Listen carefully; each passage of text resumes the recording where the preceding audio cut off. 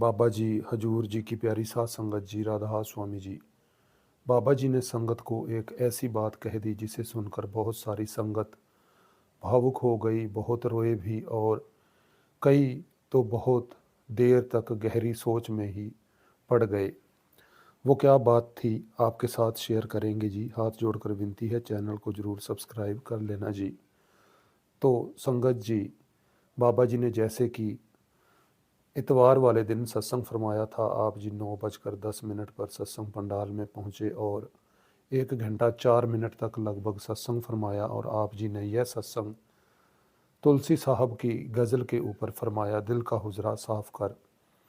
तो बाबा जी ने इसी सत्संग के दौरान ही यह बात कही थी। बाबा जी ने सच्ची एक साखी सुनाते हुए फरमाया कि डेरा में एक दीवान सिंह नाम का व्यक्ति हुआ करता था, एक सत्संगी था और वो अपनी पत्नी से काफ़ी ज़्यादा प्यार किया करता था, उससे उसको बहुत ज़्यादा प्रेम था। एक दिन जब उसकी पत्नी इस संसार को छोड़कर चली जाती है तो उसको बड़ा ही दुख होता है, क्योंकि उसका उसके साथ बहुत ज़्यादा प्रेम था। स्वाभाविक ही वो उसको याद करता रहता और उसी टाइम में ही बीबी रली हुआ करती थी। यह बात हजूर महाराज जी के समय की है। जो बीबी रली थी वो काफ़ी ज़्यादा भजन बंदगी किया करती थी, काफ़ी ज़्यादा उसने अपनी पहुँच बनाई हुई थी। तो दीवान सिंह उसको भूआ कहा करते थे। तो दीवान सिंह उनसे पूछता रहता कि उनकी पत्नी अब कैसी है, वो कहाँ पहुँच गई है। बीबी रली क्योंकि काफ़ी ज़्यादा भजन बंदगी करती थी, उसे अंदर के नज़ारे के बारे सारा पता था, जिसके कारण वो अक्सर बीबी रली से पूछता रहता, लेकिन बीबी रली अक्सर टाल करती रहती, कोई ना कोई बहाना बनाकर। लेकिन जब भी वो पूछता कि मेरी पत्नी कैसी है, क्या वो सही जगह तो पहुंच गई है, तो एक दिन बीबी रली ने कहा कि उनकी मुलाकात उनकी पत्नी से हुई थी।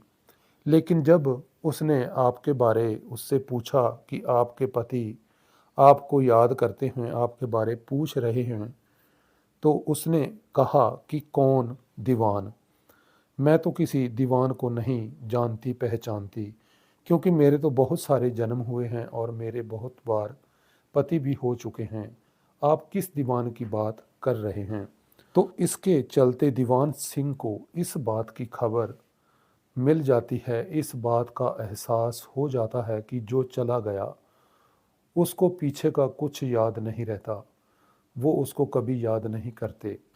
तो साथ संगत जी, यह जो बाबा जी ने साखी सुनाई थी, इसका जो असल मकसद हमारे लिए बनता है कि हमें ज़रूर अपने फ़र्ज़ तो पूरे करने चाहिए, लेकिन हमारे जो साथ जाने वाली चीज़ है वो हमारी भजन बंदगी है।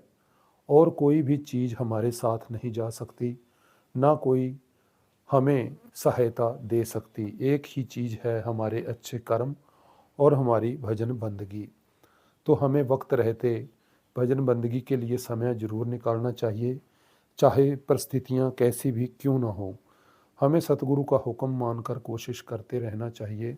संत महात्मा यह भी नहीं कहते कि आप सिर्फ भजन बंदगी ही करते रहो, कि अपने फ़र्ज पूरे ना करो, बल्कि वो तो कहते हैं कि एक सूरमा बहादुर बनकर अपने परिवार में रहो, जिम्मेदारियां पूरी करो, लेकिन उसके साथ साथ जो असल काम है उसको भी ज़रूर समय दो, क्योंकि यही एक सच्चाई है जो हर किसी को एक ना एक दिन जिसका सामना करना ही पड़ता है, और अपने कर्म ही हर किसी के साथ जाएंगे। तो संगत जी, यह वो बात थी जो बाबा जी ने संगत को सुनाई, जिसे सुनकर संगत बहुत भावुक हो गई थी और अंदर सोचने के लिए मजबूर हो चुकी थी।